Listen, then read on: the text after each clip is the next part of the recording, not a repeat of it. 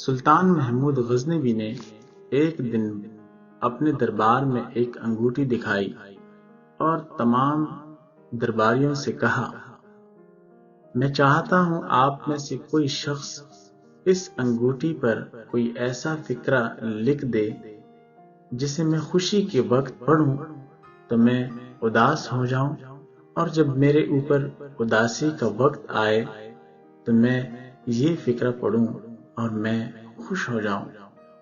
دربار میں کسی نے یہ چیلنج قبول نہیں کیا۔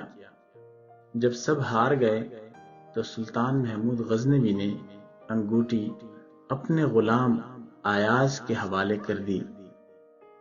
ایاز نے بادشاہ سے انگوٹھی لی، ایک دن کی مہلت طلب کی اور دوسرے دن بادشاہ کو انگوٹھی واپس کر دی۔ بادشاہ نے انگوٹھی دیکھی تو اس پر لکھا تھا، یہ وقت بھی گزر جائے گا۔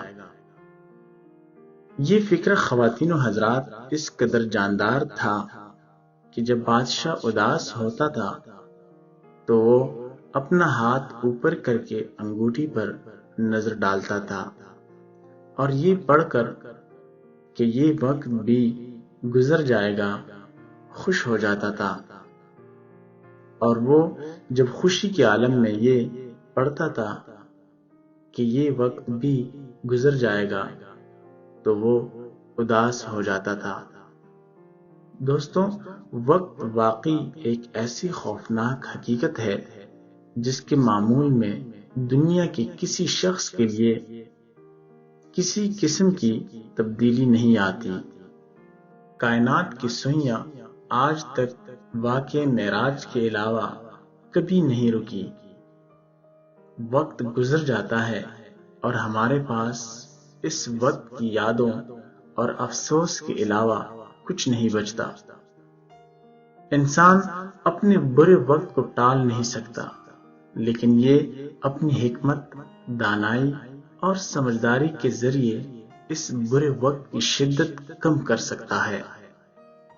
یہ وقت کی دی ہوئی مہلت کو اچھا بھی بنا سکتا ہے تاکہ آنے والے لوگ اسے زمانوں تک یاد رکھ سکیں۔ وقت کے بارے میں کہا جاتا ہے کہ برے سے برے وقت میں ایک خوبی ہوتی ہے اور اچھے سے اچھے وقت میں ایک خامی ہوتی ہے۔ برے وقت کی خوبی یہ ہوتی ہے کہ یہ گزر جاتا ہے، اور اچھے وقت میں یہ خامی ہوتی ہے کہ یہ بھی گزر جاتا ہے۔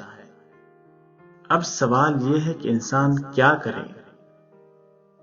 انسان برے وقت کو صبر، خوش دلی اور حوصلے کے ساتھ گزارے، جبکہ یہ اپنے اچھے وقت کو عاجزی، خدمت اور دوسروں کی فلاح و بہبود میں صرف کر دے۔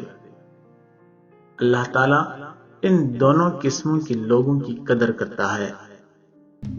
وہ برے وقت میں حوصلے کا مظاہرہ کرنے والوں کو بھی پسند کرتا ہے، اور اچھے وقت میں عاجزی کا دامن پکڑے رکھنے والوں کو بھی۔